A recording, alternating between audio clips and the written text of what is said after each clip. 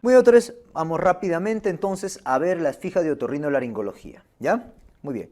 ¿Cuál es la causa más frecuente de la pericondritis, doctor? La causa más frecuente, pues, viene a ser pseudomonas en 95% de los casos. Para ver cómo se vería, pues, doctores, una pericondritis, también un otohematoma, ¿no? Y una oreja en coliflor, ¿qué te parece si vemos la imagen, ok? Vamos.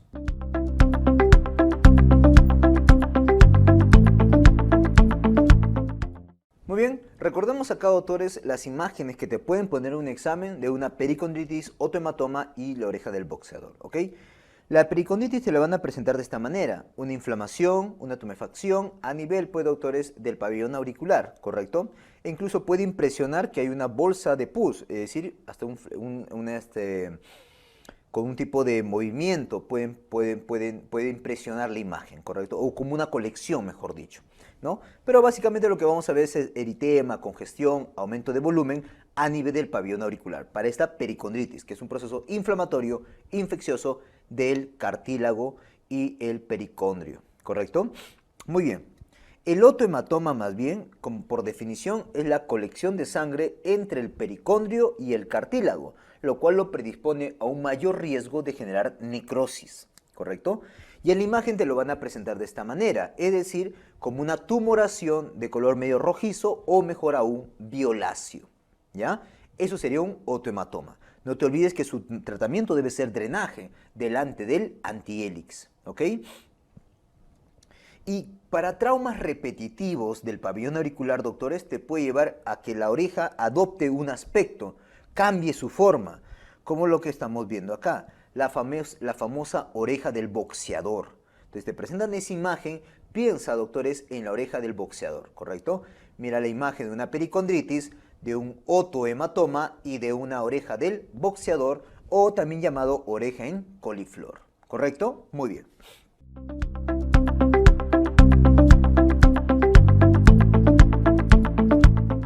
Muy bien, doctor, entonces ya hemos visto cuál es el aspecto del pabellón auricular en una pericondritis o tematoma y una oreja del boxeador, ¿correcto?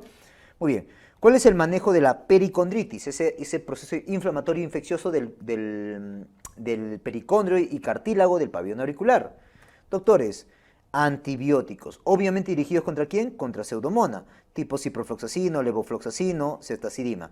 Estos pueden ser por vía oral y por vía endovenosa. Más menos drenaje si hay fluctuación. Si te cuentan fluctuación o una colección, tienes que hacer drenaje de todas maneras, ¿correcto?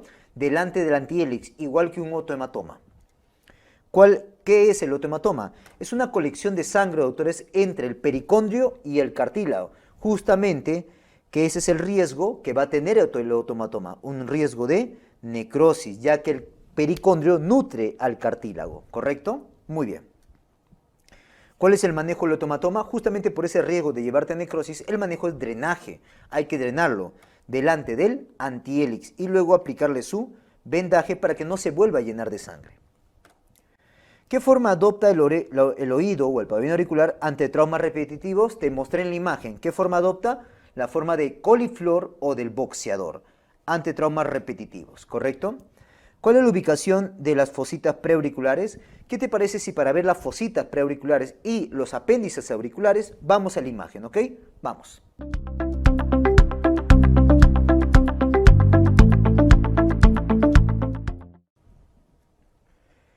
Muy bien, doctores, acá recordemos, ¿no?, algunas anomalías o malformaciones que se pueden dar cercano al pabellón auricular. Tenemos, por ejemplo, esta de acá, que viene a ser, pues, doctores, esta de acá, la fosita preauricular, ¿correcto? Se le dice así, fosita preauricular, porque justamente se ubica delante del pabellón auricular. Para ser más exactos, delante del hélix, ¿ok? Y encima del trago. Mira, este es el trago, encima del trago y delante del hélix. Ahí donde se suele ubicar, doctores, esta fosita preauricular, ¿correcto? Muy bien. Y por otro lado, doctores, tenemos también que recordar la imagen de un apéndice, ¿no? Un apéndice, ¿ok?, cercano, pues, o apéndice auricular, ¿no?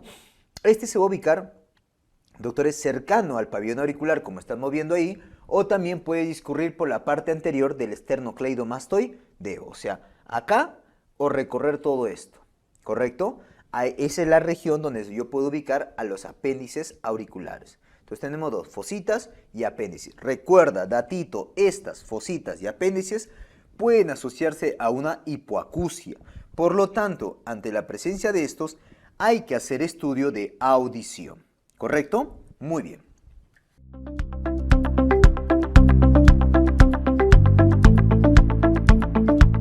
Muy bien, doctores, ¿cuál es la ubicación, te dije, de las fositas preauriculares? Te dije que estaba delante del hélix, ¿no? Delante del hélix y encima del trago. ¿En qué etnia es más frecuente, doctores, encontrar, pues, las fositas preauriculares? En etnias asiáticas. ¿A qué síndrome se asocia las fositas preauriculares? Al síndrome de Bohr, ¿correcto? ¿Cuál es la ubicación de los apéndices auriculares? ¿Cuál es la ubicación, te dije, de los apéndices? La ubicación de los apéndices pueden ser cercanos al pabellón auricular o delante del esternocleidomastoideo. Cercano al pabellón auricular y delante del esternocleidomastoideo. ¿A qué síndrome se asocia los apéndices auriculares? Más bien ahí sería el Goldenhar. Goldenhar, ¿ok? Síndrome de Goldenhar. Las fositas preauriculares y los apéndices auriculares se asocian ¿a qué? Tanto las fositas como los apéndices te dije que se asociaban a hipoacusia. Por eso es que requieren estudio de la audición. No te olvides. ¿Cómo se define la microtia? La microtia, doctores, simplemente se define como cuando es unilateral, una diferencia mayor de 10% en tamaño. Pero cuando es bilateral, no puedo compararlo entre ellos. Entonces, ahí me baso del tamaño en general de la población. Si es menos de -2 desviaciones, estándar. ¿Ya? Unilateral o bilateral. Siendo más frecuente unilateral, lado derecho, ¿ya? ¿En qué lado es más frecuente y en qué sexo es más frecuente la microtia? Te dije, lado derecho, ¿ok? Y en el sexo masculino. Según la clasificación de Marx, ¿en qué grado corresponde la microtia en forma de maní? Para ver los 4 grados de Marx, ¿qué te parece, doctores, si vamos a la imagen, ¿ok? Vamos.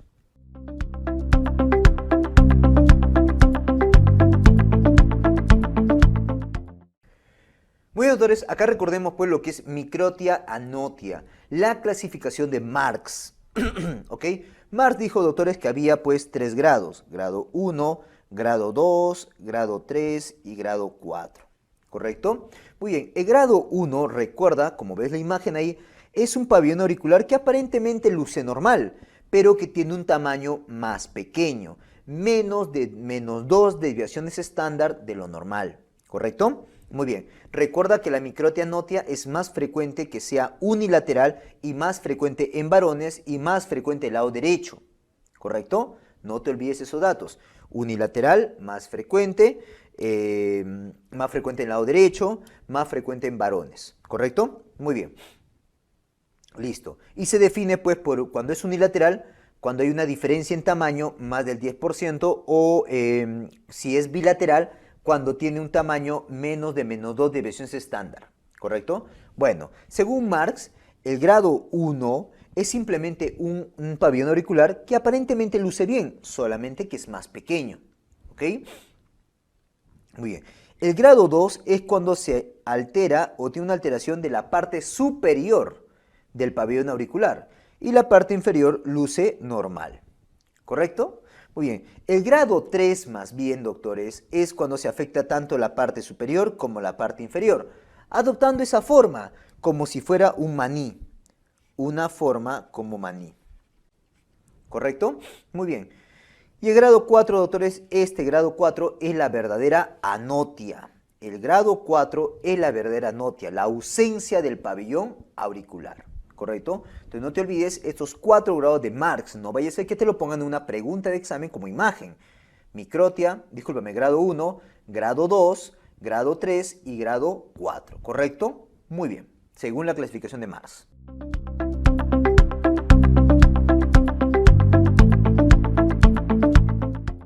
Muy bien, como hemos visto en la imagen, doctores, tenemos 4 grados y la forma de maní, ¿qué grado es? Te dije, grado 3, ¿no? ¿Y a qué grado de Marx corresponde la verdadera anotia, la verdadera ausencia del pabellón auricular? Grado 4, te dije. ¿Cómo se llama la inflamación superficial por frío o vasoconstricción también en pabellón auricular? ¿Cómo se llama eso, doctores? Se llama la perniosis. Para ver cómo es el aspecto de una perniosis, ¿qué te parece si vemos en imagen? ¿Ok? Vamos.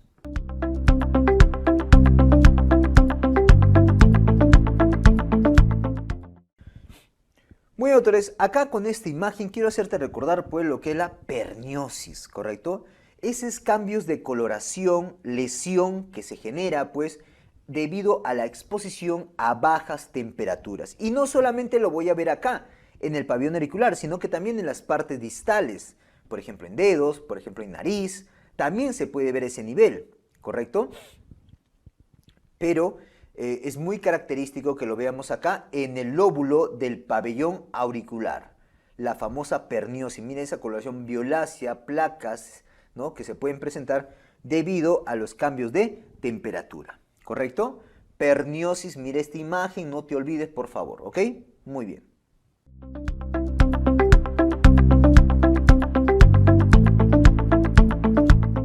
Muy bien, doctores, listo. Entonces ya hemos visto cómo se ve el aspecto de una perniosis. Por si acaso no te lo vayan a poner en pregunta de examen. Cuando en un caso clínico de otorrinolaringología hagan referencia a una natación o piscina, deben pensar en qué. Para esto mi método, chicos. Un método que te quiero enseñar para ver las preguntas de otorrino, ¿ok? Listo, vamos.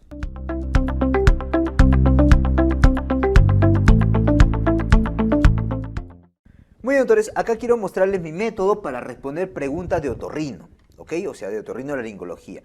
Cuando en una pregunta de otorrino, doctores, a ti te cuenten, pues, a ti te cuenten, ¿no? Tú identificas que es una pregunta de otorrinolaringología y te dicen por ahí natación, piscina. Tienes que pensar en dos cosas, otocerumen y otitis externa difusa. El otocerumen, tapón de cerumen, doctores, en este caso, va a ir, primero que no es un cuadro infeccioso, ¿ok? No va con un dolor, pero un dolor leve, ¿ok? Y que, doctores, simplemente su manejo es quitar al tapón de cerumen. Va con hipoacusia de transmisión también, ¿ah? Muy bien. En cambio, la otitis externa difusa te la va a decir que tiene dolor intenso, es un cuadro infeccioso, el manejo requiere antibióticos y que va con hipoacusia también de transmisión, ¿ya? Entonces, cuando te digan una pregunta de otorrino, piscina, natación, por favor, quiero que pienses en otocerumen y otitis externa difusa y diferéncialo, ¿ok? Entre sus signos, ¿correcto? Muy bien.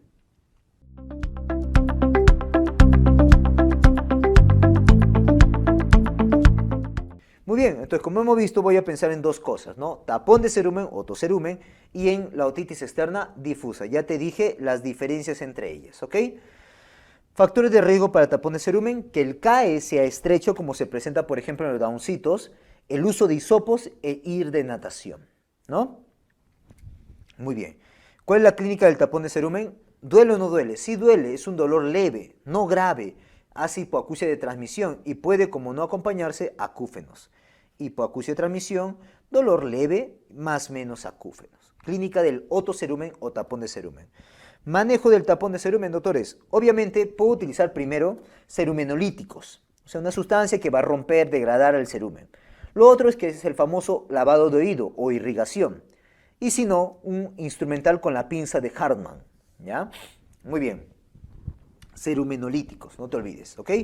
Generalmente las preguntas van dirigidas a irrigación, ¿ya? Recuerda que una contraindicación para hacer la irrigación es que haya perforación de tímpano como antecedente. Ahí sí, caballero, instrumental, ¿ya? ¿Cuál es el lugar más frecuente del cuerpo extraño en el CAE? El lugar más frecuente, doctores, es el límite entre la parte ósea y la parte cartilaginosa del CAE. Ese límite se llama istmo. Istmo, ¿correcto? Es el límite entre la parte cartilaginosa del CAE, ¿correcto?, con la parte ósea del CAE. Ese límite, ya, a ese nivel se llama istmo. Muy bien. Ahí es el lugar más frecuente donde se puede ubicar un cuerpo extraño. ¿Cuál es el manejo de extracción de un cuerpo extraño en CAE? Como te dije, primero uso de glicerina o aceite vegetal. Pregunta de examen, ¿ah? Siempre usa glicerina o aceite vegetal. Y luego, hale su lavado, o sea, irrigación, o si no, instrumental. No te olvides que el instrumental es con la pinza de Hartmann. Con la pinza de Hartmann, ¿ok? Muy bien. El lavado o irrigación del oído está contraindicado ¿en quién? ¿En quién tiene que estar contraindicado? En un tímpano perforado, cuando hay pilas o material vegetal no deshidratado todavía. ¿ya? O sea, yo podría deshidratar el material vegetal y recién ahí hacer lavado de oído. Muy bien. Tímpano perforado, cuando hay pilas, material vegetal no deshidratado. ¿Qué forma tiene la perforación traumática del tímpano? Muy bien, para ver esta perforación, ¿qué te parece si vamos a la imagen? ¿Ok? Vamos.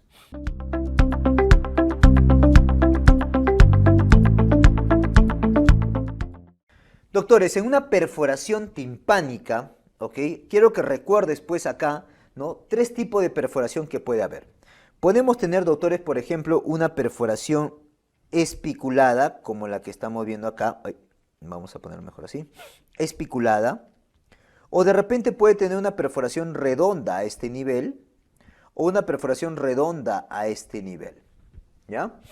Cuando vemos una perforación así de bordes espiculados, esta es una perforación timpánica traumática. En cambio, cuando lo veo a este nivel, es decir, en la pars tensa, y es una perforación redonda, en la pars tensa, ahí tengo que pensar en otitis media crónica supurada, o sea, la benigna o también conocida como la simple, ¿ya? En cambio, cuando tengo a este nivel, ¿no? Generalmente en la pars flácida, ahí sería un colesteatoma. Y un colesteatoma adquirido primario. Adquirido primario, ¿ya? Porque también puede haber colesteatoma adquirido secundario, que ahí sería también a este nivel. Colesteatoma adquirido secundario. ¿Correcto? Que también, doctor, en la pars, claro, porque justamente suele ser secundario a esta de acá, ¿ya? Pero generalmente si te ponen una pregunta yo creo que sería para pensar en otitis media crónica supurada. Y cuando te ponen en la par flácida sería un colesteatoma, ¿ya? Adquirido primario. Muy bien, y si de bordes espiculados, perforación timpánica. No te olvides, por favor, ¿ya? Muy bien.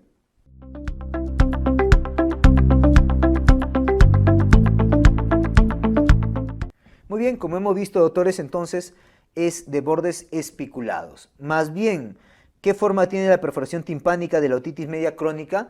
Ya sea la benigna o ya sea la colesteatoma, ¿no? Esta y esta. Te dije, pues, tienen perforaciones redondas. La diferencia es que la benigna o simple, esa, doctores, es en la pars tensa. Y el colesteatoma adquirido primario en la pars flácida. ¿Cuál es el manejo de la perforación traumática timpánica? Primero, hay que esperar, manejo expectante, y podría darle antibióticos. Segundo, hay que avivar los bordes si es que no se cierra. Y tercero, si no, ya pues no se cierra, caballero, parcharlo, miringoplastía, ¿ya? Para la perforación traumática de tímpano. ¿Cuál es la causa más frecuente de otitis externa localizada, difusa, micótica y maligna respectivamente? Ok, las etiologías son las siguientes. Para lo que es la localizada, Staphylococcus aureus. Para la difusa, la pseudomona. Candida aspergillus, obvio, es para la micótica. Y pseudomona es para también la maligna. ¿Correcto? Doctor, pero ¿cómo se ven esas otitis externas en imagen? Ok, para esto vamos a la imagen. ¿Qué te parece? Vamos.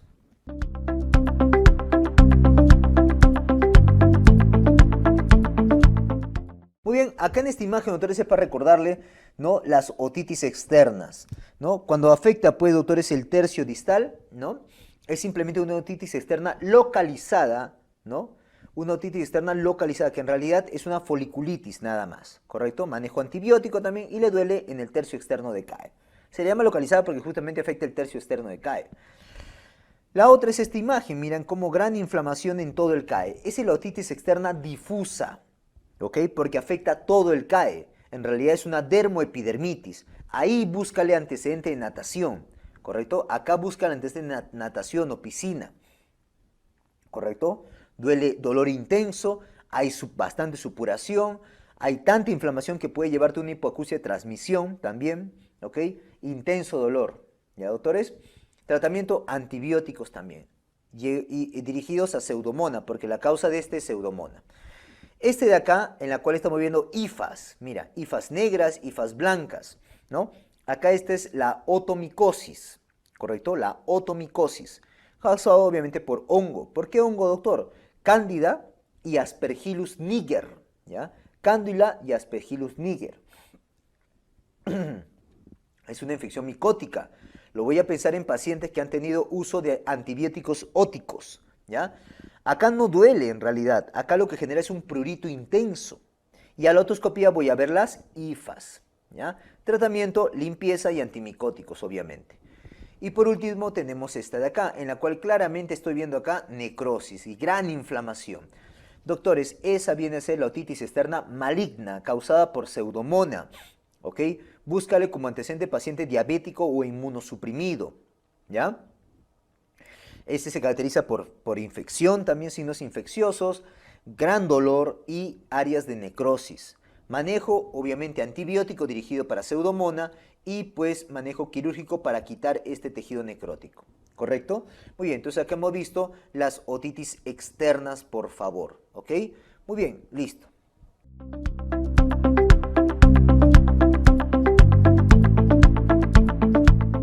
Muy bien, doctores, listo. Entonces hemos visto las imágenes, cómo se ven pues estas otitis externa localizada, difusa, micótica y maligna. ¿Ok?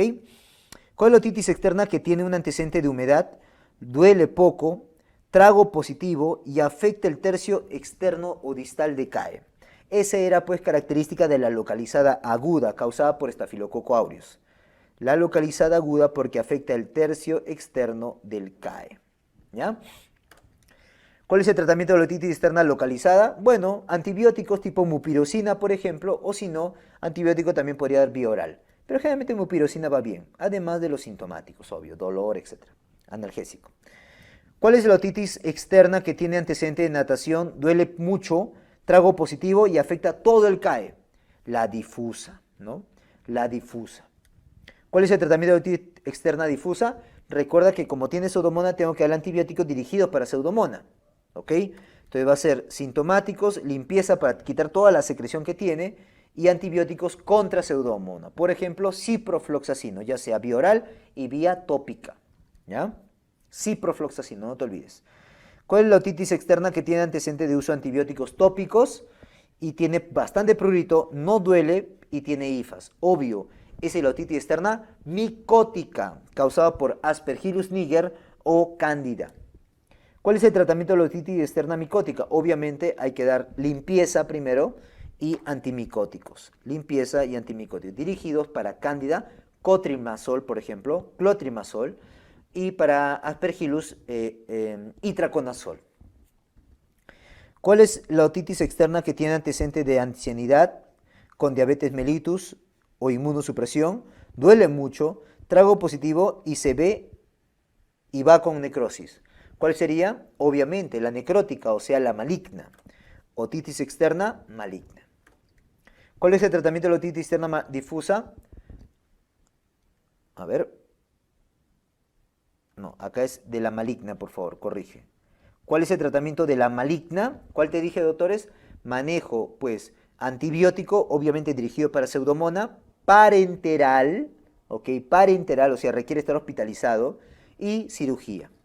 Hay que hospitalizar, antibiótico endovenoso dirigido para Pseudomonas, como por ejemplo ceftazidima, ciprofloxacino, y cirugía para quitar el material necrótico que tiene ahí.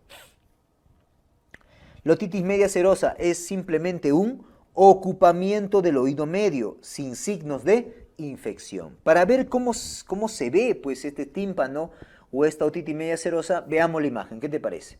Vamos.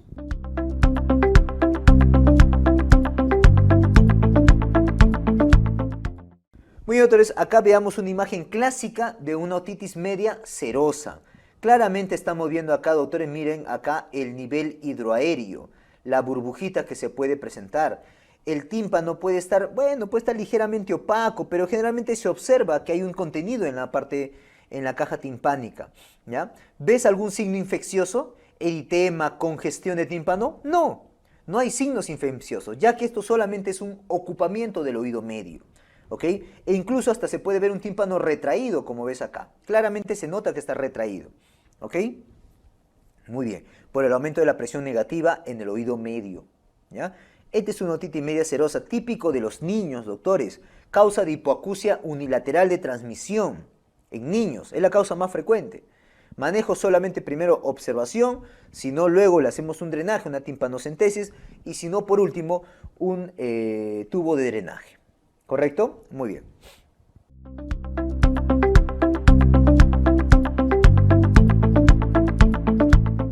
Muy bien, doctores, entonces hemos visto esta otitis media serosa, cómo es que se ve a la otoscopía. ¿En qué edad se presentan estas otitis medias serosas? Entre la edad de 2 a 5 años, o sea, típico de los niños. ¿A qué se debe esta otitis media serosa? Dependiendo, pues, ¿no? A una disfunción de la trompa de Eustaquio o post-otitis media aguda. A eso se suele deber. Cuando persiste es otra cosa. Si es persistente, piensa por favor en hiperplasia adenoidea en niños, en jóvenes pensarás angiofibroma y en adultos carcinoma nasofaringio, ¿correcto? Nasofaringio, ¿ya? Muy bien, pero acá te están diciendo de una presentación aguda. ¿A qué se debe? A una disfunción de la trompa de Eustaquio o también post una otitis media aguda supurada. ¿Cuál es la clínica clásica de la otitis media serosa, doctores? La clínica clásica de la otitis media serosa viene a ser la hipoacusia de tipo de transmisión unilateral e indolora. Así viene el niño. Hipoacusia de transmisión unilateral e indolora. ¿Cuál es el manejo de la otitis media serosa? Simplemente primero esperar que se resuelva solo. O sea, primero manejo expectante. Luego, si es que no remite, miringocentesis. Y si no, tubo de drenaje, como te mencioné. Si va a colocar un tubo de drenaje o miringocentesis, ¿qué cuadrante del tímpano se prefiere usar? ¿Okay? ¿Y cuál se debe evitar respectivamente? El que se prefiere usar, doctores, es el posterior inferior, ¿correcto? Y el posterior superior es el que se evita. O sea, si este fueran los cuadrantes, ¿ya? Este es el que se evita, este sería la parte posterior, este la parte anterior, ¿ya? Muy bien, y el posterior inferior es el que sí se puede, el que más se recomienda. Segunda recomendación son los anteriores, ¿ya? Posterior inferior el más recomendado y los anteriores segundo más recomendados y lo que no se recomienda es la posterior superior, ¿ya? Ante una otitis media serosa persistente, ¿qué debemos sospechar en niños, jóvenes y adultos respectivamente? Claro, con una otitis media serosa está persistiendo, en niños piensa hiperplasia adenoidea. Esto lo vas a pensar en niños. En jóvenes vas a pensar angiofibroma. Y carcinoma nasofaringio vas a pensarlo en adultos. ¿Correcto? ¿Estamos de acuerdo? ¿Cuáles son las etiologías bacterianas más frecuentes de otitis media aguda? Las etiologías bacterianas más frecuentes, doctores, primer puesto es neumococo, segundo Haemophilus influenza no tipificable y Moraxella catarrhalis, en este orden, ¿correcto? Recuerdo que ellos ascienden ¿por dónde? ¿Por qué vía van a ascender? Por la famosa trompa de Eustaquio. Desde la vía aérea superior ascienden hacia el oído medio a través de la trompa de Eustaquio, ¿ok? ¿A qué edades se presenta con mayor frecuencia la otitis media aguda? En menores de 2 años. 6 meses a 2 años, típico de los lactantes. No quiere decir que otros niños no lo puedan hacer, lo pueden hacer, ¿ok? Pero es más frecuente en ese grupo etario. ¿Cuáles son las fases fisiopatológicas de la otitis media aguda? Para ver esto, ¿qué te parece si te muestro la imagen? ¿Ok? Vamos.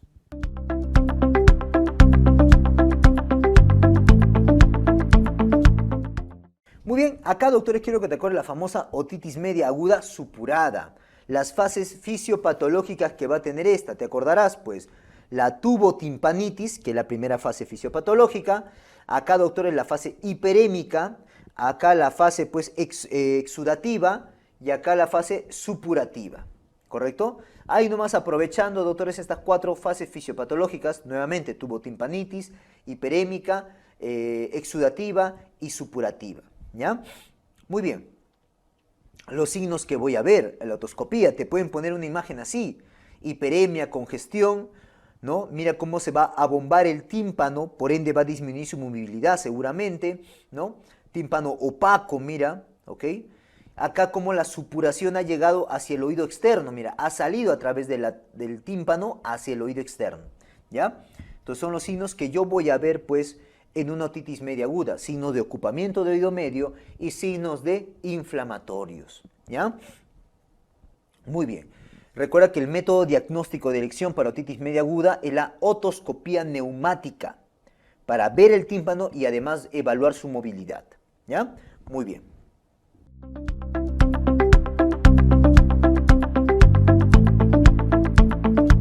Muy bien, doctores, entonces hemos visto pues que es la tubotimpanitis, la fase hiperémica, la fase exudativa y la fase supurativa, ¿correcto? Un datito, cuando ya está, doctores, pero mucho dolor y el dolor desaparece abruptamente, piensen que ya se ha perforado. Datito, apúntalo.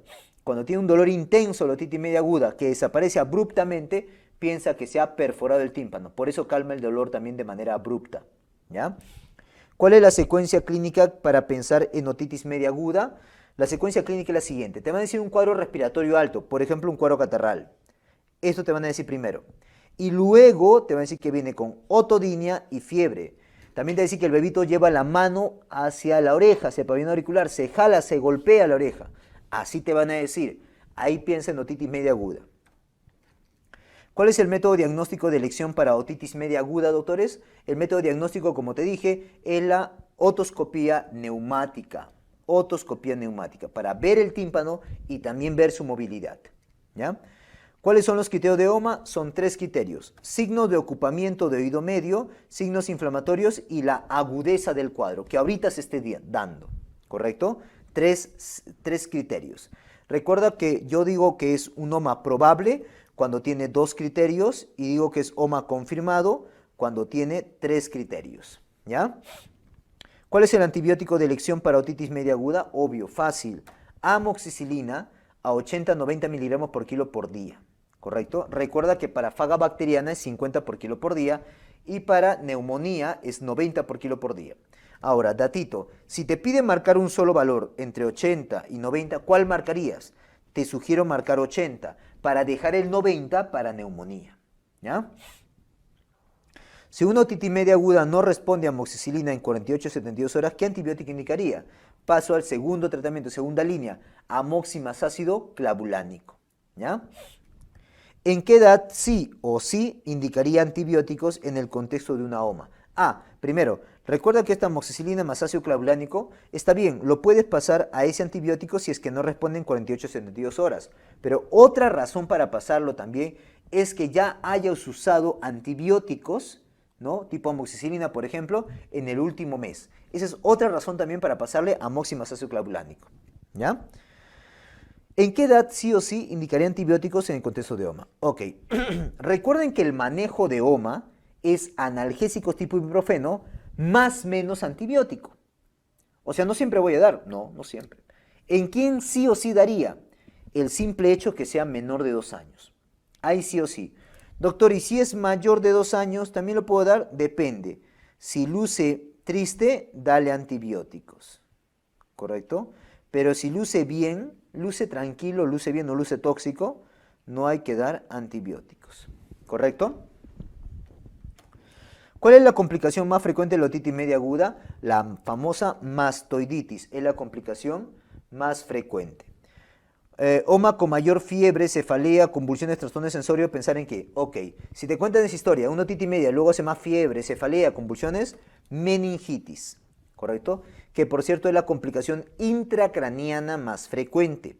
Complicación intracraniana más frecuente. Con mayor OMA con mayor fiebre, cefalea, convulsión y trastorno sensorio, igualito que el anterior, pero con ceguera, igual que el anterior, pero con ceguera, ahí piensa en trombosis del seno cavernoso. OMA con dolor, eritema, aumento de volumen retroauricular y desplazamiento del pabellón auricular hacia adelante y hacia un lado. Sería una mastoiditis. OMA con dolor intenso, con caída súbita del dolor. OMA con dolor intenso y caída súbita. ¿Qué voy a pensar? Te dije, perforación, que sea perforado. ¿Cómo se define un OMA recurrente? Depende de la temporalidad y los episodios. Si es mayor a 3 en 6 meses, ¿no? O si es 4 para arriba en 12 meses, ¿correcto? Para que este último, 4 en 12 meses, sea considerado un OMA recurrente, el último OMA tiene que ser en los últimos 6 meses. El último OMA en los últimos 6 meses. Esa es condición para decir que 4 en 12 meses sea OMA recurrente. ¿Ya? 3 o más y 4 más. ¿Ya? ¿Cómo se define oma severo? Por dos cosas, una temperatura mayor de 39 grados o dolor intenso, otodina intensa o fiebre mayor de 39 grados. ¿Cuáles son las etiologías más frecuentes de oma crónico simple, supurativa o benigna? Ahí, doctores, sería S. aureus y pseudomonas. Las causas más frecuentes. Recuerda que la otitis media crónica supurativa, benigna o simple es pues un cuadro infeccioso, a diferencia del colesteatoma, que no es un cuadro infeccioso. La otitis media crónica simple, supurativa o benigna suelen ser secundarias ¿a qué? Suelen ser secundarias, doctores, a una oma que se ha perforado. ¿Ya? ¿Cuál es la otitis media crónica indolora? Con otorrea no fétida, con hipoacusia de transmisión, perforación redonda en la pars tensa y sin reacción osteolítica. Todas estas características son compatibles con la otitis media crónica simple, supurativa y benigna.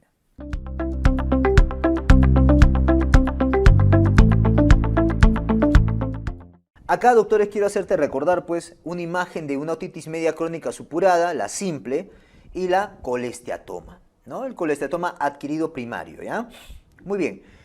La otitis media crónica supurada, doctores, clásicamente vamos a ver esto, mira, una perforación redonda en la pars tensa, ¿correcto? Con bastante secreción purulenta, mira, signos inflamatorios, porque es una infección.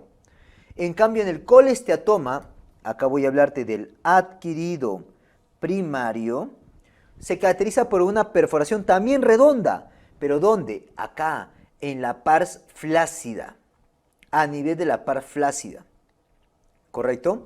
Muy bien, y acuérdate que va a comenzar a invadir, a degradar, invade, pues va a invadir todo lo que es el tímpano, el oído interno, ¿ya? Por eso va a ir con hipoacusia de transmisión, que luego puede ir a una hipoacusia de percepción tranquilamente, ¿ok? Entonces no te olvides la imagen, por favor, grábate esta imagen.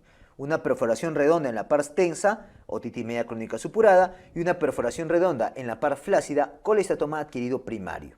¿Correcto? Muy bien.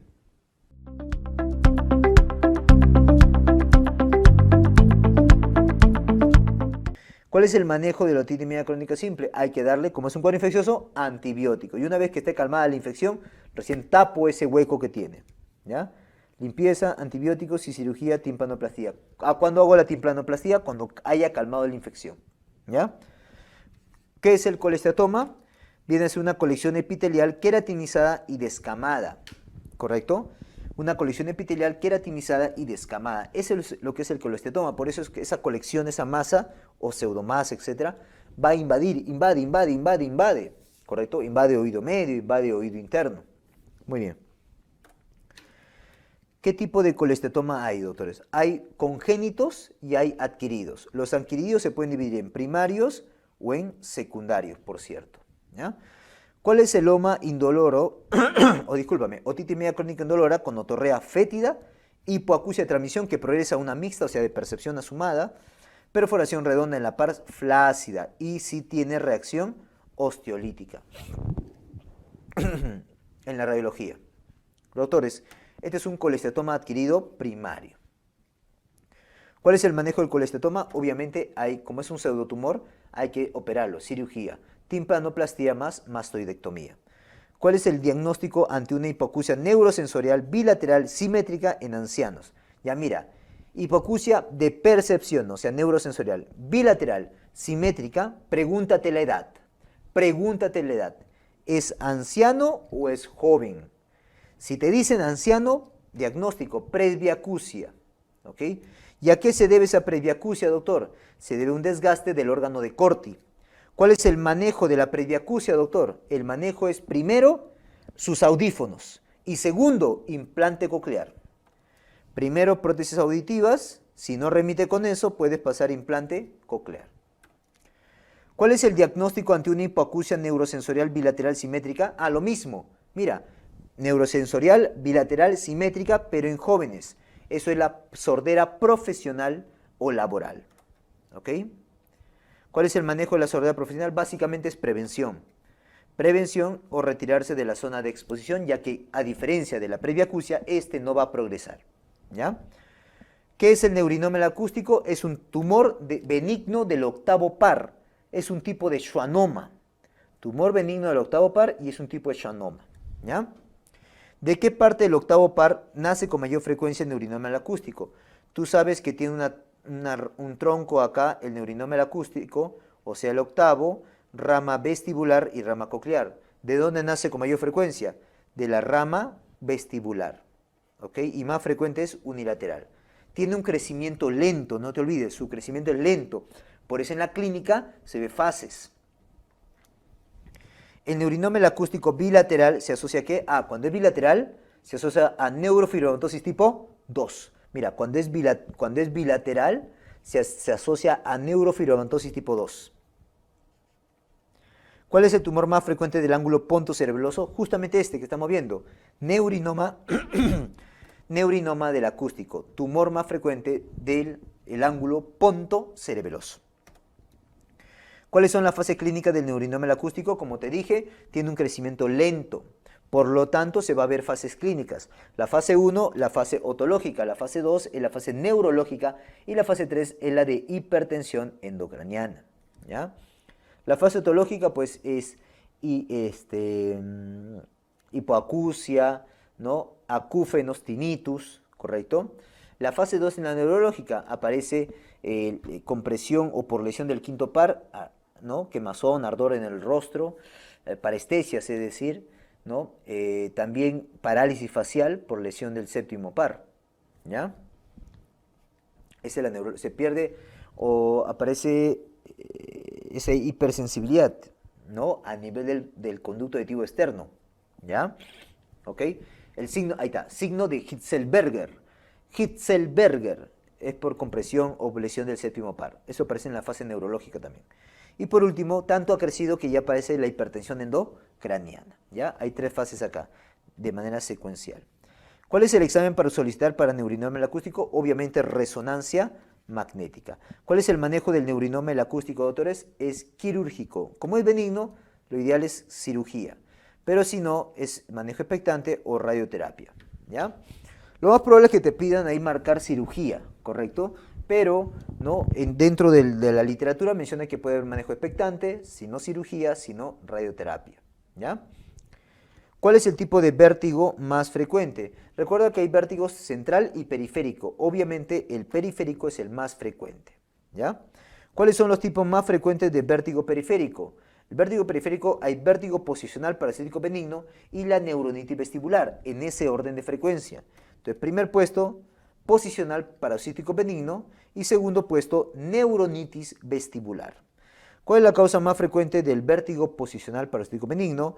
Neuronitis vestibular y enfermedad de Meniere. Bueno, en los 3 casos es idiopático, veto a saber, desconocido, ¿ya? Lo que se sabe es el mecanismo. Por ejemplo, ¿qué tipo de vértigo es por canalolito?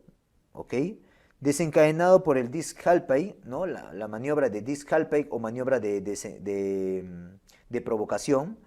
Dura segundos y tiene como tratamiento la maniobra de liberación. Por ejemplo, la maniobra de Semon o la maniobra de Epley, ¿ya?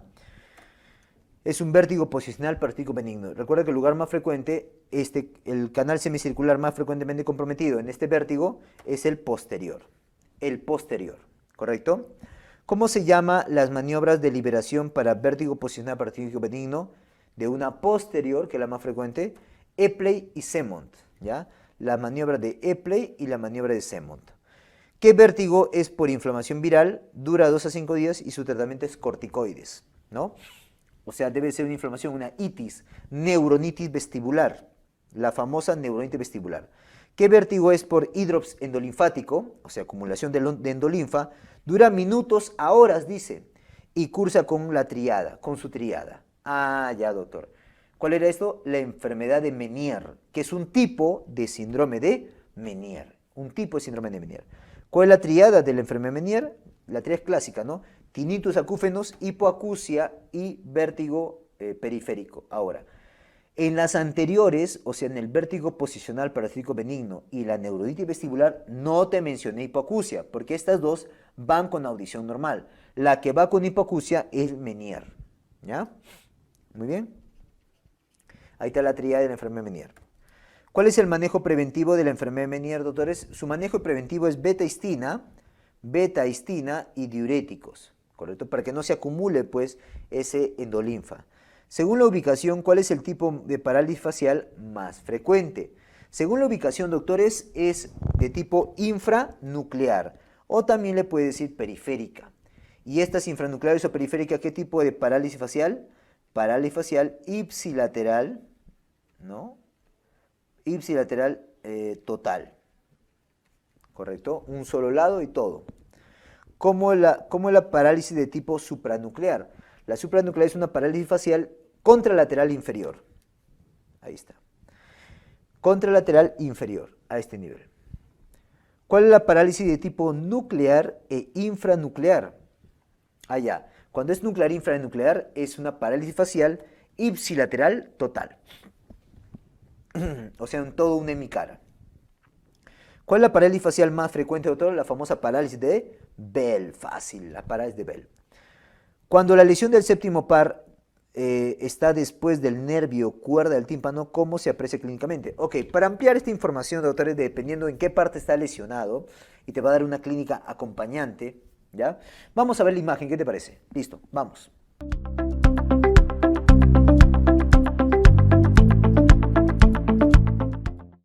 Muy bien, doctores, acá recordemos la parálisis facial, ¿correcto? La parálisis facial, ¿ya? Muy bien. Esta parálisis facial, doctores, o sea, una lesión del séptimo par, ¿no? Tenemos que recordar la imagen, mira, acá está el séptimo par. Este séptimo par va a tener un recorrido, ¿ya? Intracraniano, intraóseo, ¿ya? Entrando por el conducto auricular interno y saliendo por el orificio estilomastoideo, ¿ya? Muy bien. Pero en este recorrido va a darte tres ramitas. El nervio petroso superficial, el nervio músculo del estribo y el nervio cuerda del tímpano, ¿correcto? El cuerda del tímpano, recuerda que va a inervar la parte anterior de la lengua del mismo lado, ¿no? Y va a inervar también las glándulas salivales. Acá el nervio músculo del estribo lo que te va a ayudar es para reflejo estapedial y el nervio petroso superficial lo que va a inervar es la glándula lacrimal. ¿Estamos de acuerdo? Muy bien. Ahora, ¿qué pasaría si fuera una lesión 1? Una lesión 1, o sea, la más externa, ¿ya? La más periférica, solamente va con la parálisis facial ipsilateral total, o sea, de ese mismo lado, ¿ya? Pero cuando es una lesión 2, o sea, a este nivel, ya se compromete también esto, o sea, el nervio cuerda del tímpano. Por lo tanto, aparece disgeusia, ageusia e hiposialia. Lesión tipo 3, ¿no? A este nivel, en la cual también se va a afectar esto. Se va sumando entonces, mira, siempre se va sumando la pérdida de reflejo estapedial. Y lesión tipo 4, a este nivel, ¿no? Es cuando antes de la salida del nervio petroso superficial, por lo tanto se suma la resequedad del ojo, la xeroftalmia, por denervación de la glándula lacrimal. ¿Correcto? Entonces, dependiendo de dónde está la lesión en una parálisis facial periférica, ¿ya? Es que te va a dar pues un tipo de clínica acompañando a la parálisis facial. Recuerda que la parálisis facial también, doctor, yo lo puedo dividir según la ubicación del problema, ¿no? Si es supranuclear, nuclear o infranuclear. ¿Ya? Aquí estoy hablando de los tipos infranucleares. Recuerda que el infranuclear es el más frecuente, que justamente va con parálisis facial ipsilateral total.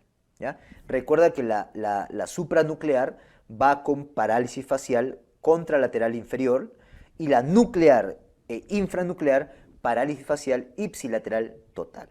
¿Correcto? La más frecuente, ¿cuál es, doctores? La famosa parálisis de Bell, ¿no es así? Muy bien.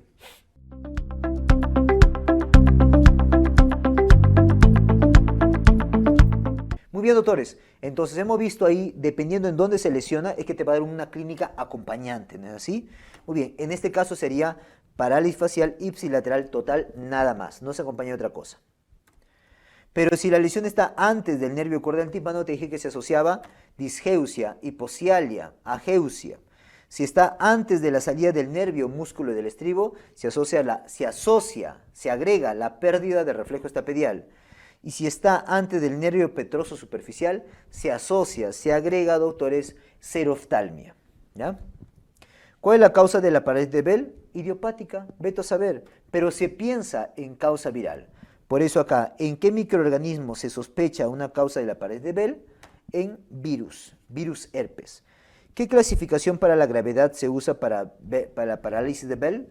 La clasificación de Brackman-House. o House-Brackmann, como quieras. ¿Ok? House-Brackmann o Brackmann-House. Ahí está. Esta clasificación en la cual te dice que hay 6 grados. 1, 2, 3, 4, 5 y 6. Grado 1, 2, 3, manejo diferente. Grado 4, 5, 6, manejo diferente. ¿Ok? ¿Qué incluye el manejo de la parálisis de Bell? El parálisis de Bell incluye, dependiendo, si es grado 1, 2 y 3, solamente dale manejo con corticoide. Pero si es grado 4, 5, 6 de Brackmann-House, en ese caso le agregas al corticoide valaciclovir. Valaciclovir. La mayoría de la parálisis de Bell tienen remisión adecuada, espontánea y completa. Tiene una remisión completa la mayoría, ¿ya? Muy bien. Pasemos a patología nasosinusal. ¿Cuál es la causa más frecuente de fractura facial? Recuerda, la craneal más frecuente, lineal, pero la facial más frecuente es la fractura nasal. ¿Cuál es la radiografía por solicitar en una sospecha de fractura nasal?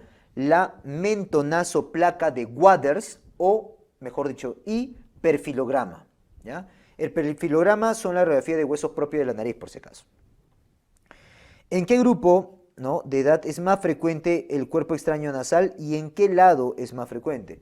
Es más frecuente en los menores de 6 años y en el lado derecho, porque la mayoría somos diestros, por eso es, ¿ya? ¿Cuál es el lugar más frecuente del cuerpo extraño nasal? El lugar más frecuente del cuerpo extraño nasal, doctores, es delante del cornete medio y debajo del cornete inferior. Primero, debajo del cornete inferior y 2, delante del cornete medio. Son las ubicaciones más frecuentes, ¿ya? ¿Qué cuerpo extraño nasal es más frecuente? Obviamente lo de cuerpos inorgánicos. Lo de cuerpos inorgánicos son los más frecuentes, ¿correcto? O sea, un plástico, una pelotita, etc. Ya, jeve, borrador, no lo sé, ¿ya? Ante una rinorrea purulenta unilateral en niño, ¿hay que sospechar en? Ok. Doctores, acá quiero enseñarte mi método. Escúchame, por favor. Cuando tú tengas una rinorrea unilateral purulenta, pregúntate, ¿es niño o es adulto? Si es niño, como en esta fija, tienes que marcar ahí cuerpo extraño. Pero si es adulto, piensa en carcinoma nasosinusal, ¿ya? Entonces, en este caso, como dice niño, voy a pensar en cuerpo extraño intranasal. Si me hubiera dicho adulto, pienso en carcinoma nasosinusal. ¿Cuál es el tipo de epistaxis más frecuente, más leve y más frecuente resolución espontánea y fácil de ver? ¿Cuáles son ellos? Recuerda que la epistaxis, doctores, hay dos tipos, anterior y posterior. En este caso, las más leves, las más fáciles de ver, las que tienen resolución espontánea con mayor probabilidad, son las anteriores, que por cierto abarca el 90% de los casos, ¿ya? ¿De dónde sangra la epistaxis anterior? La epistaxis anterior suele sangrar del famoso plexo de Kieselbach. No te confundas con el Hesselbach, con H. Eso es de hernia inguinal directa, por si acaso, ¿ya? Acá es plexo de Kieselbach, que es un enmarañado vascular de las ramas, pues, de la esfenopalatina, de la etmoidal anterior, etmoidal posterior, del paladar mayor, del labial. Se juntan ahí todas esas ramificaciones y forman un enmarañado, formando el plexo de Kieselbach, el cual se ubica en el área de Little. Recuerda, se ubica en el área de Little. ¿De dónde sangra la epistaxis posterior, doctores? La epistaxis posterior, recuerda que va a sangrar de la arteria esfenopalatina o el plexo de Woodruff, ¿ya?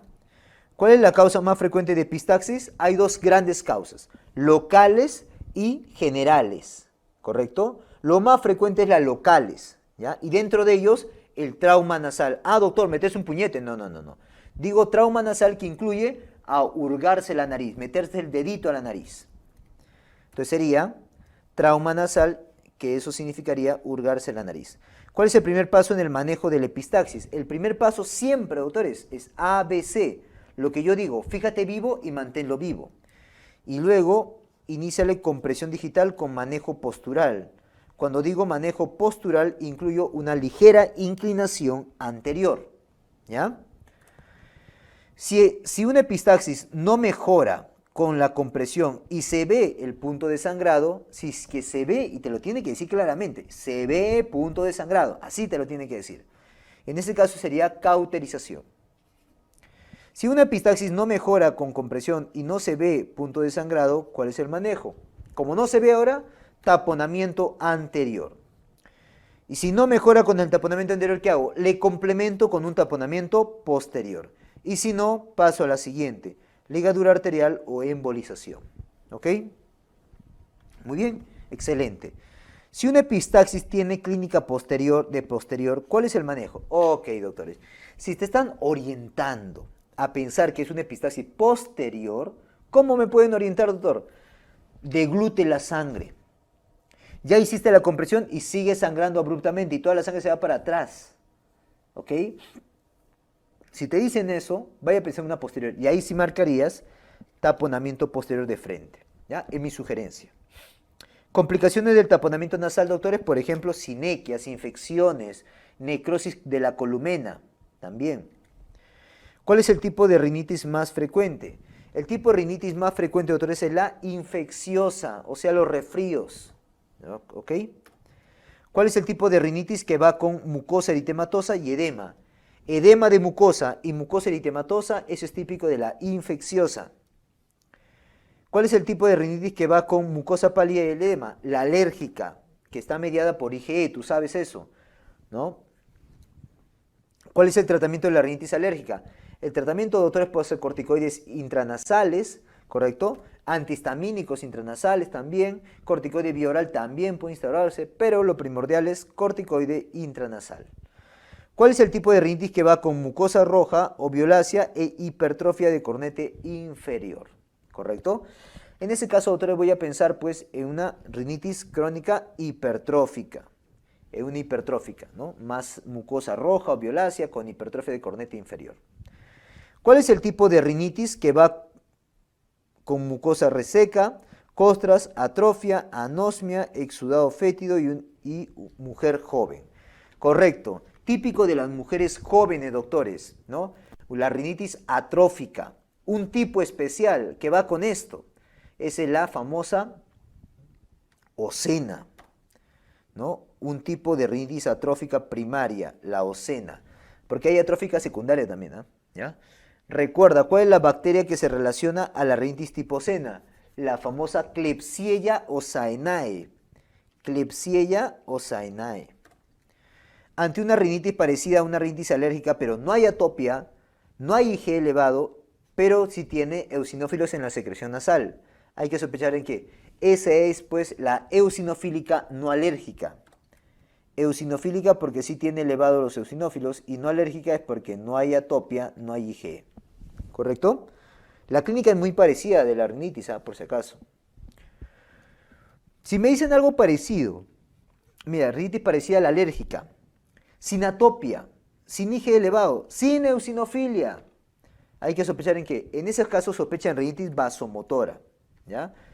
Que está mediado por actividad parasimpática, ¿no? Muy bien. ¿Cuál es el lugar más frecuente del pólipo nasosinusal? Su lugar más frecuente, doctores, primero, etmoidal y cornete medio. Seno etmoidal y cornete medio, ¿ya? ¿Cuál es la clínica de pólipo nasosinusal? Bueno, obviamente te va a generar rinorrea, obstrucción nasal e hiposmia. Podría llevar a eso. ¿Correcto? Muy bien. Rinorrea, obstrucción nasal e hiposmia. Ante un niño con pólipos nasales, pólipos nasosinusales en un niño, doctores, cuando tú veas eso, al toque, eso es raro, piensa en fibrosis quística, ¿ya? Piensa en fibrosis quística. ¿Qué forma adopta los pólipos nasosinusales en la rinoscopía? Como si fuera un racimo de uvas, un granos de uva o racimo de uvas, ¿ya? ¿Cuál es el pilar del tratamiento de los pólipos nasosinusales? Para lo que son los pólipos nasosinusales, el pilar de tratamiento, doctores, es corticoides, ¿ya? Corticoides. ¿Cómo se define una rinosinusitis aguda, subaguda y crónica respectivamente? Obviamente en base a la temporalidad. Si dura menos de 4 semanas, eso es agudo. Subagudo, 4 a 12 semanas. Y crónico, más de 12 semanas. ¿Correcto? O sea, más de 3 meses. ¿Cuál es el tipo de rinosinusitis aguda más frecuente? La viral, ¿no? Rinosinusitis aguda viral. ¿Cuáles son las etiologías de rinosinusitis aguda bacteriana? Los mismos que otitis media aguda bacteriana, o sea, neumococo, Haemophilus influenza y Moraxella catarrhalis. ¿Cuál es el seno más frecuente en la rinosinusitis aguda? Depende, ¿no? El seno más frecuentemente afectado. Si es niño, pequeño y lactante, ahí es etmoidal. Etmoidal. ¿Correcto? Es etmoidal. Pero si es doctores, ¿ok? Si es en niño grande o adulto, ahí es maxilar. No te olvides eso, por favor. Ante un paciente con cuadro respiratorio alto, previo y rinorrea posterior, fiebre y cefalea, hay que sospechar ¿qué cosa? Ok, mira, hubo un cuadro respiratorio alto antes, o sea, una faringitis, un cuadro catarral. Y ahora viene con rinorrea posterior, descarga posterior, fiebre y cefalea. Piensa ahí en sinusitis o rinosinusitis aguda. Y lo más probable es que sea bacteriano. ¿Ya? Lo más probable es que sea bacteriano, para que marque la pregunta. ¿Qué imagen inicial y de elección solicita en la rinosinusitis aguda? Obviamente, como imagen inicial, una radiografía de senos paranasales y de elección, tomografía. Antibiótico para rinositis aguda, puede ser amoxi o amoxi más ácido clavulánico. ¿Ya? Ok, los dos. ¿Cuál es la complicación más frecuente de la rinositis aguda en niños? La complicación más frecuente, doctores, viene a ser la celulitis orbitaria. Y principalmente, ¿quién? Por eso acá dice niños. En los niños es más frecuente la etmoidal, ¿no? Ya pues, justamente esa, la de seno etmoidal, es la que te lleva a celulitis orbitaria. Complicaciones intracraneales de rinosinusitis, doctores. Meningitis, abscesos, por ejemplo. Meningitis y absceso en ese orden. La complicación intracraneana más frecuente de rinosinusitis bacteriana, MEC. Segundo puesto, absceso epidural. ¿Correcto? Muy bien. Tumores benignos nasosinusales, doctores. Muy bien. Ahí tenemos pues osteomas y mucosele. Los osteomas tienen una radiopacidad parecida al hueso y mucosele tiene una radiopacidad blanda. Blanda, o sea, no es tan blanco, ¿ya? De tejido blando me refiero. Mucosele, radiopacidad de tejido blando y osteomas, radiopacidad parecida al hueso. Senos más frecuentes de tumores benignos nasosinusales, o sea, estos osteomas y estos mucoseles, ¿dónde es más frecuente? En frontal y etmoidal, ¿ya? En los senos frontal y etmoidal. ¿Qué densidad radiológica tiene el osteoma y el mucosele nasosinusal respectivamente? Ya te dije. El osteoma es radiopaco y este es el osteoma. Y la densidad de partes blandas lo tiene el mucosele. ¿Cuál es el tipo histológico más frecuente de cáncer nasosinusal en adulto? Muy bien. Recuerden, doctores, cáncer nasosinusal, cáncer faríngeo, cáncer laringio. Esos tres cánceres, doctores, siempre epidermoide es el más frecuente. En este caso, segundo puesto, adenocarcinoma acá, en el nasosinusal. ¿Cuál es la lesión premaligna del cáncer epidermoide nasosinusal? El papiloma invertido. Es una lesión premaligna, o sea, primero ocurrió esto y luego el epidermoide, ¿ya? Factor de riesgo para epidermoide y adenocarcinoma nasosinusal respectivamente. Para epidermoide, doctores, fácil, lo que es el níquel. Y polvo de madera, el polvillo de madera, para adenocarcinoma, ¿ya? Eso es como factores de riesgo, ¿no? Cuando pasas por una maderera, por una carpintería, tú sientes un aroma a serrín, ¿sí o no? Ya, ese polvo de madera o serrín es, pues, doctores, ese aroma que tú percibes como factor de riesgo para adenocarcinoma nasosinusal, ¿ya? ¿Cuál es el lugar más frecuente de epidermoide nasosinusal? Su lugar más frecuente, doctores, viene a ser seno maxilar en primer lugar, seno etmoidal y tercero, la fosa nasal, recién ahí, ¿ya? Maxilar, etmoidal y fosa nasal, en ese orden, ¿ok? Ante un varón con rinorrea unilateral purulenta y obstrucción, hay que sospechar en... Ok, ya te dije, cuando hay una rinorrea unilateral purulenta, pregúntate, ¿es niño o es adulto? Si es niño, piensa en cuerpo extraño. Si es adulto, piensa en carcinoma nasosinusal. Así te lo van a contar entonces. Obviamente, además de signos de obstrucción, ¿ya? ¿Cuál suele ser el tratamiento del cáncer nasosinusal?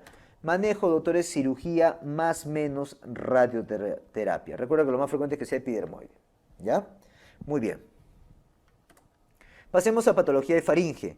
¿Cuál es el factor de riesgo más importante del SAOS, doctores?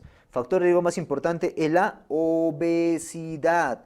Por eso lo primero en el manejo es bajar de peso. Ante un sueño alterado y ronquido intercalados con apneas, hay que sospechar en qué. En el SAOS, síndrome de apnea obstructiva del sueño. No te olvides, sueño alterado, no lo deja dormir, hay ronquidos y se intercalan con periodo de apnea. ¿Ya? ¿Cuál es el gol estándar para SAOS? El polisomnografía, la polisomnografía. ¿Cuál es el tratamiento para SAOS, doctores? El tratamiento primero, bajar de peso. Manejo dietético higiénico. Y segundo, si no mejora con eso, presión positiva. Y por último, si no mejora con eso, cirugía, ampliar la faringe. ¿Ya? Muy bien. ¿En quiénes es más frecuente la hiperplasia de amígdala palatina y adenoides? Ok, en niños. ¿Ya? El de adenoides es en la primera infancia, o sea, hasta los 5 años. Y la palatina es la de la segunda infancia, de 5 a 10 años. ¿Ya? Muy bien. Según Paradise, ¿cómo se define faringitis aguda recurrente? ¿No? Más de 7 episodios o mayor igual a 7 episodios en el último año, mayor igual a 5 episodios en el último, por año en los últimos 2 años y mayor igual a 3 episodios por año en los últimos 3 años, según los criterios de Paradise, ¿correcto? Ante un niño con ronquido, doctores, disfagia y faga recurrente, hay que sospechar en qué. Doctores, niño que ronca, en este caso con disfagia, ya, y tiene faga recurrente, hay que sospechar en hiperplasia de amígdala palatina, también llamado angina. Hiperplasia de amígdala palatina, a este también le llaman angina, por si acaso, ¿ya? Cuando una hiperplasia de amígdala palatina es grado 0, 1, 2, 3, 4, respectivamente. ¿Cuándo es así? Ok, para ver esto, ¿qué te parece si vamos a la imagen? Ok, vamos.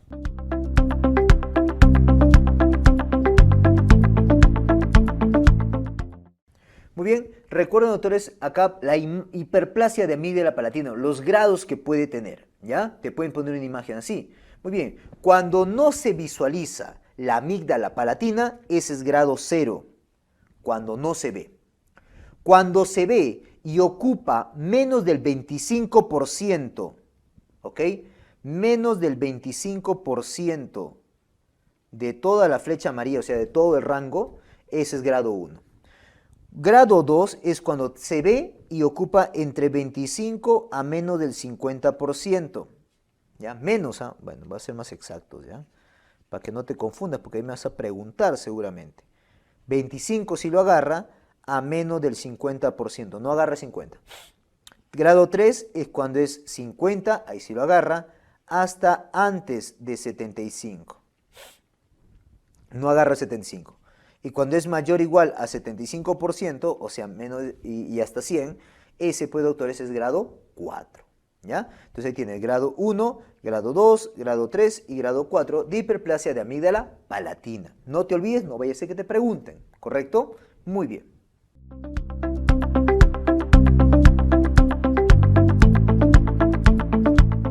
Muy bien, doctores, hemos visto entonces los grados. Pues grado 0 que no hay nada, ¿no? Visible, no visible 0%, este grado 1, este grado 2, este grado 3 y este grado 4. ¿Ya? Recuerda que acá no agarra el 25, acá no agarra el 50, no agarra el 75. ¿Ya? Muy bien. ¿Cuál es el tratamiento definitivo de la hiperplasia de amígdala palatina? Su tratamiento definitivo obviamente es la amigdalectomía.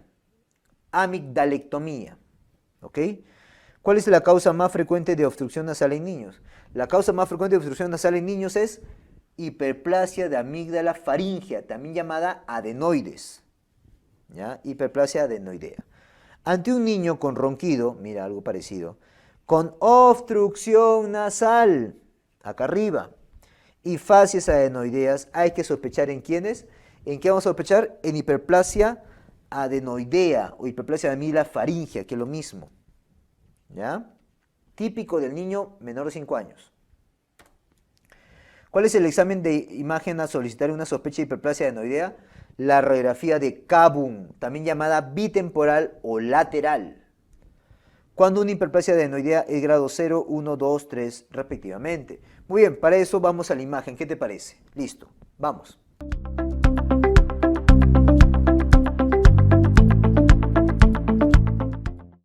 Hiperplasia de amígdala faríngea, doctores. Acá tienes que recordar, ¿no?, la radiografía.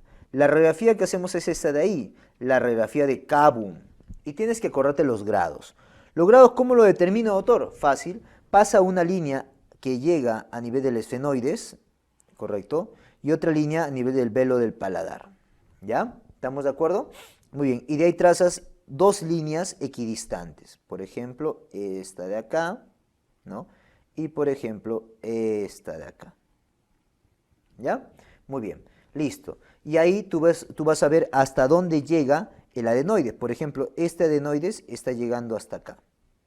¿Correcto? Ya, cuando llega a este nivel, doctores, hasta nivel equidistante, ¿ya? Este es grado 1, ¿correcto? Cuando llega menos de, vamos a ponerle el color amarillo, por favor. Ese grado 1 es cuando abarca menos del 33%. Grado 2 abarca de 33 a 66%. Y grado 3, doctores, es cuando abarca más del 66%, o sea, hasta acá. ¿Correcto? Muy bien, entonces este llega entre 33 y 66%, por ejemplo. Grado 2. ¿Correcto? Este grado 1, grado 2 y este grado 3. Acá, por ejemplo, sería un grado 2. ¿Correcto? Muy bien, ese es para lo que es radiografía de Kabum, ¿no? Para ver los grados de hiperplasia de amígdala faríngea, no va a decir que te pongan una imagen, ¿correcto? Muy bien, doctores, listo. Recuerda que dice hiperplasia de amígdala faríngea, también conocida como hiperplasia adenoidea, ¿ya? Listo.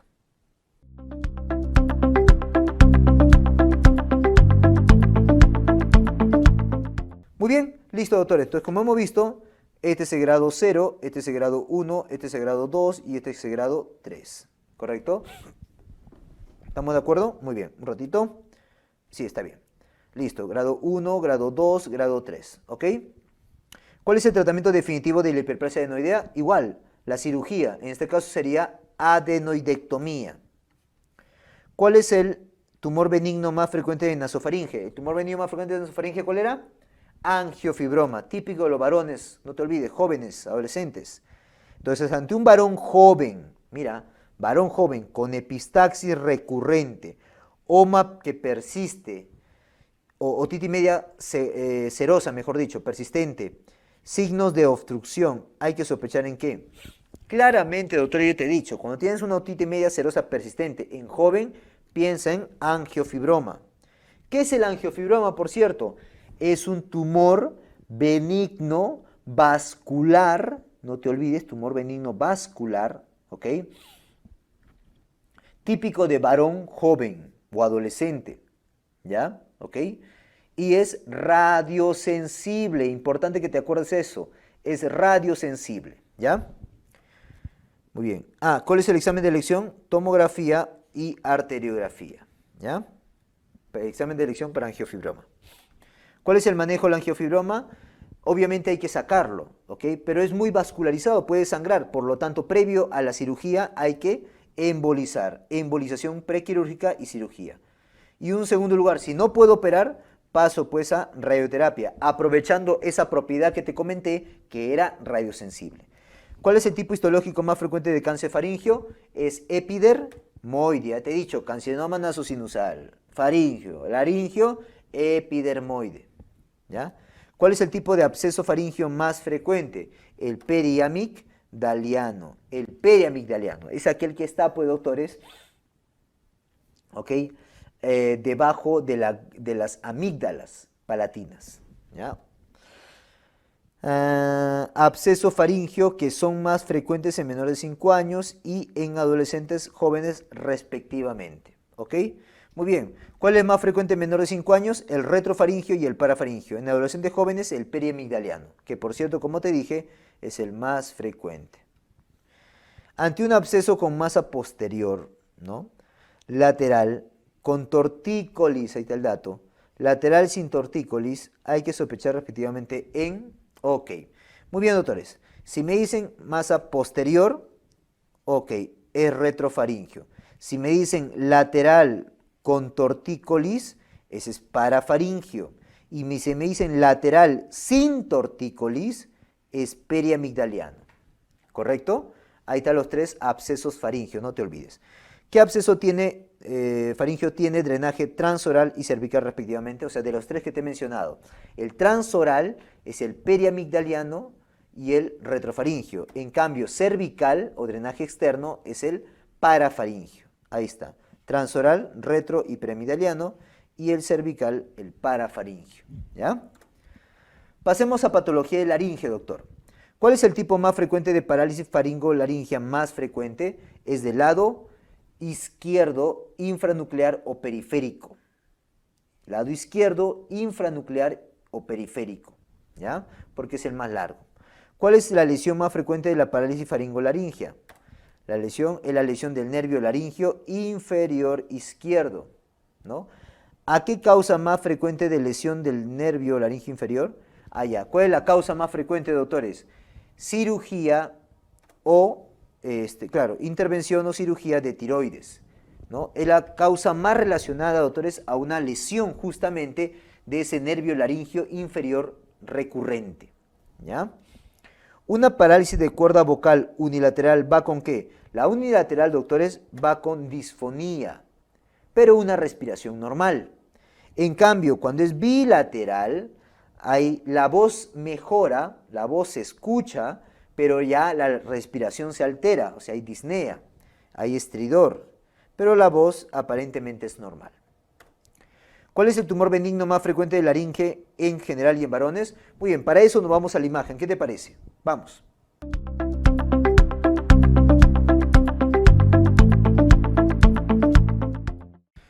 Bueno, doctores, acá recordemos pues los tumores benignos de laringe, el granuloma postintubación, edema de Reinke y nódulos vocales, ¿correcto?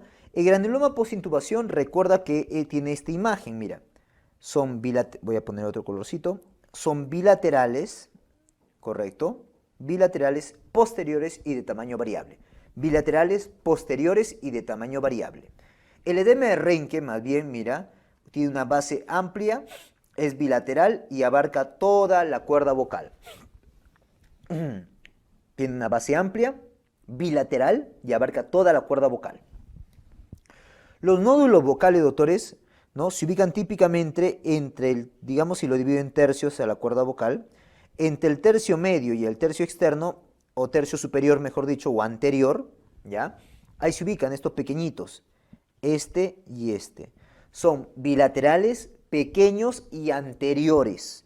Bilaterales, pequeños y anteriores, los nódulos vocales, ¿ok? Y los pólipos laringeos, doctores, acá. Ahí está, mira. Es anterior, unilateral y grande. Digo grande comparado con los nódulos vocales, por si acaso, ¿ya? Recuerda que los pólipos laringeos son los más frecuentes en general y también más frecuentes en varones.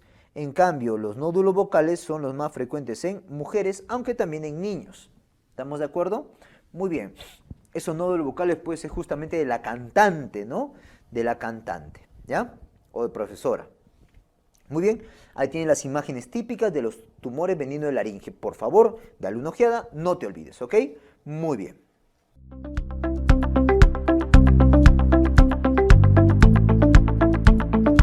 Muy bien, como hemos visto, doctora, ya te mencioné, el benigno más frecuente, ¿quién era?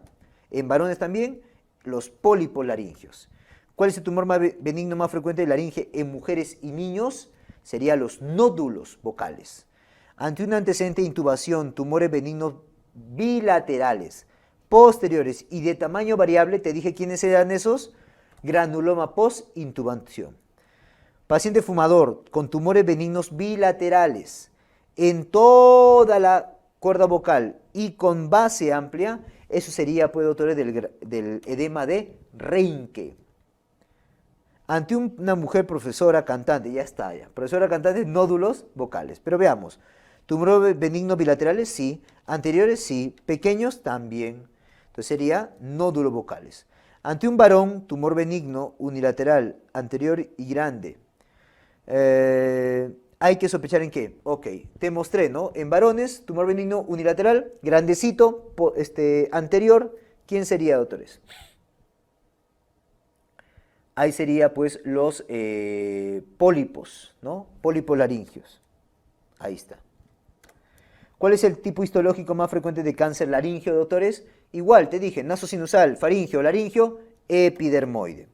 ¿Cuál es el factor de riesgo más importante para el cáncer laringio? Para el cáncer laringio, doctores, viene a ser igual. Factor de riesgo más importante, el tabaquismo. ¿Ya? ¿Cuál es el síntoma más frecuente del cáncer laringio? La disfonía, ¿no? Esa alteración en la voz, disfonía, ¿ya? Sería disfonía o ronquera. ¿Cuál es la ubicación de cáncer laringio con síntomas más precoces y mejor pronóstico? Sería justamente, recuerda que la laringe se divide en tres partes, ¿no? Supraglótico, glótico e infraglótico. El que más precozmente da síntomas y por ende te puede llevar a un diagnóstico temprano y a un mejor pronóstico sería el glótico, el de la glotis, ¿correcto? Muy bien.